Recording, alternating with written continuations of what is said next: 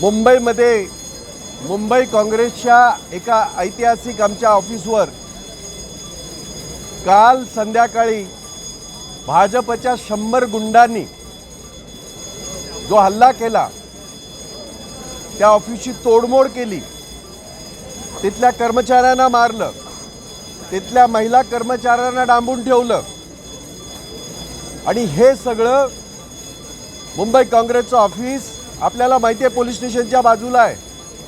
आपल्याला माहिती आहे तिथे कमिशनर ऑफिस आहे, तिथे महापालिकेचं ऑफिस आहे, विटी स्टेशनच्या समोर आहे, जिथे पोलिसांची वर्दळ असते, समोर न्यायालय आहे. अशा वेळेला हे गुंड आले कसे? पोलिसांचं इंटेलिजन्स फेल ठरलं का? किंवा हा पूर्वनियोजित हल्ला होता का? या हल्ल्यामध्ये आमच्या कार्यकर्त्यांना जी मारहाण झालेली आहे, या हल्ल्यामध्ये पोलीस उशिरा पोहोचले आणि माध्यमं पहिली पोहोचली.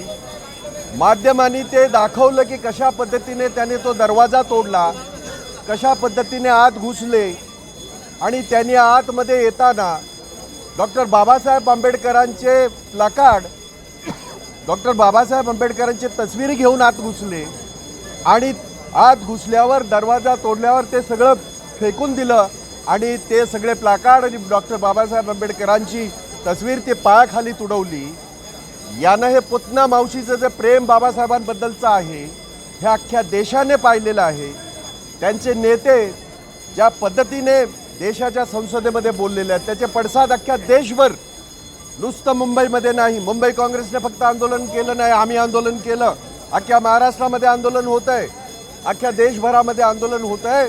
परंतु पोलीस ज्या पद्धतीने त्या ठिकाणी उशिरा पोचले आणि हा जो काय प्रकार घडला त्याचा तीव्र शब्दामध्ये आम्ही निषेध करतो.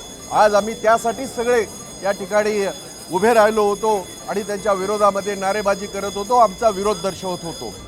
आश्चर्य एका गोष्टीचं वाटतंय, सभागृहामध्ये देवेंद्र फडणवीस भाषणं तर फार चांगलं करतात, तसे ते विद्याभूषित असल्यामुळे चांगले चांगले शब्द वापरतात.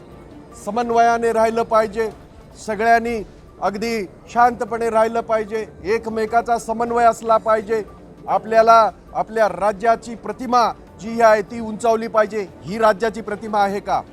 तुमचे गुंड पोलीस 15-20 मिनिटांनी उशिरा पोहोचतात, माध्यमं तिथं पहिली पोहोचतात, माध्यमं लाईव्ह दाखवतात कशा पद्धतीने तिथे मारहाण झाले आणि हे सांगतात आहेत की नाही पोलिसांनी लाठीचार्ज केला, तो करावाच लागतो. आम्ही आंदोलनं केली, शेकडो हजारो आंदोलनं केलीत, शेकडो वेळेला आम्ही लाठ्याकाठ्या खाल्ल्यात. आमचं सरकार असताना सुद्धा आमच्यावर लाठीचार्ज झालेला आहे. त्यामुळे लाठीचार्ज झाला म्हणून त्यांचा गुन्हा, त्याचं समर्थन होत नाही. त्यासाठी आज आम्ही ह्या ठिकाणी पायऱ्यावर त्याचा विरोध करण्यासाठी आम्ही सगळे काँग्रेसचे आणि महाविकास आघाडीचे सगळे कार्यकर्ते आम्ही ह्या ठिकाणी जमा झालो होतो.